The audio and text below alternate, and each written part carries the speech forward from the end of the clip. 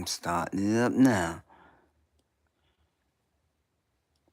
I'm sorry, the wind user said with a stutter.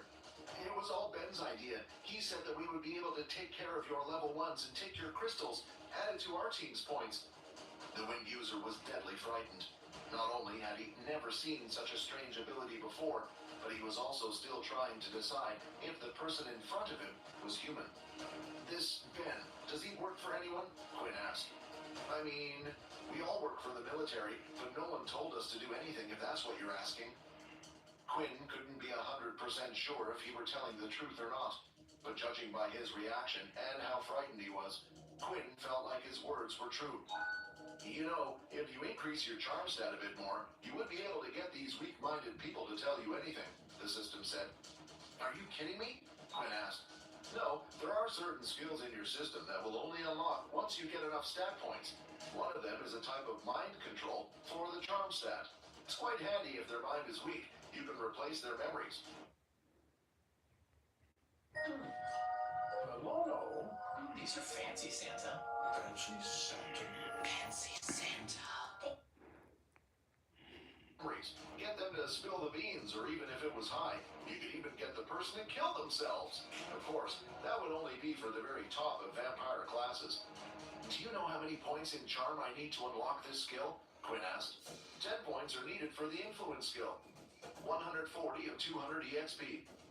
Right now, Quinn had gained 20 EXP for defeating the level 3 student, and 40 EXP points for defeating the level 4 student. Even if he did defeat the winged user in front of him, that would only bring his experience points up to 160. It wouldn't be enough to level up. The reason why Quinn was so adamant about unlocking this skill after hearing about it from the system was because he didn't know what to do. The 3 users here were from the same school as him, and they had seen his ability. It would have been fine if it was just the shadow ability, but they had also seen his blood abilities as well, and his incredible healing.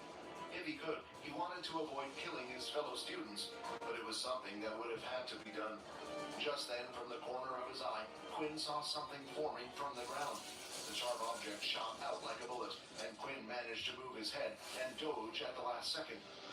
Suddenly, heavy breathing sounds could be heard. When Quinn looked at the wind user in the shadow wall, he could see that an earth spike had impaled right through the wind user's neck.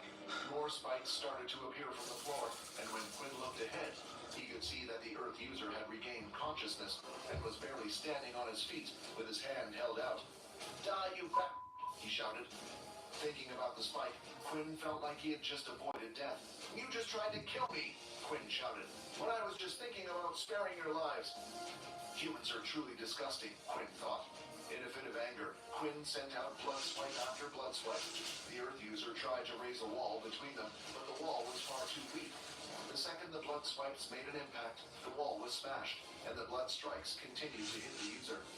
Quinn continued to fire out blood swipes until a message had appeared. A level 4 human has been killed. 80 EXP gained. At that moment, Quinn stopped. 210 of 200 EXP.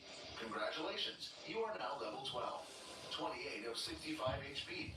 2 free stat points have been added. 10 of 400 EXP. Quinn wasn't thinking correctly and purely attacked out of anger. The fact that someone had almost killed him, he just reacted, and what happened was not part of his plan. But just like when he looked at Ian's dead body, Quinn felt nothing looking at the Earth user's body, lying there lifeless in the corner. Then, from the back of the shadow void, he could hear a groan. Please, save me! It was coming from the wind user, who still had the earth spike lodged in his throat. The color on his face was now turning pale. If Quinn were a healer, then perhaps he would have been able to have done something. Walking over to the wind user, Quinn looked at him. Your friend did this to you. No, you did this to yourself when you tried attacking me. I will put you out of your pain.